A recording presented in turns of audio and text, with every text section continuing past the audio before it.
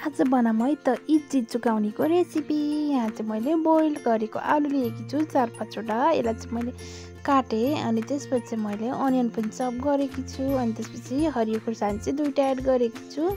अनि मैले यसमा आलुमा सबै राखिदिएँ, हरियो खुर्सानी अनि प्याज। अनि त्यसपछि हाम्रोमा यो चाहिँ अप्सनल हो साथीहरू, यो चाहिँ मैले आलसको चोप राखेकी छु, नहाल्दा पनि हुन्छ, मिठो नै हुन्छ थियो अनि मैले हालिदिएँ। अनि चाहिँ मैले स्वादअनुसारको नुन हालिदिएँ। अनि चाहिँ मैले तेल तताउन राखेकी छु। तबसम्म हामीले यसमा दही एड गर्छौँ। अमिलो दही लिनु होला है, गुलियो दही चाहिँ हुँदैन। अमिलो दही लियो भने चाहिँ राम्रो बन्छ चुकाउने। मैले चाहिँ अलि बाक्लो भएर मैले थोरै यसमा पानी पनि एड गर्छु, धेरै चाहिँ पातलो नबनाउनु होला, अनि बाक्लो बाक्लो नै मिठो हुन्छ। मैले चाहिँ थोरै पानी राखेँ अनि तेल पनि तातिसक्यो, बेसार राखेँ अनि त्यसमा मेथी राखेकी छु अनि मैले यसलाई जान दिएँ।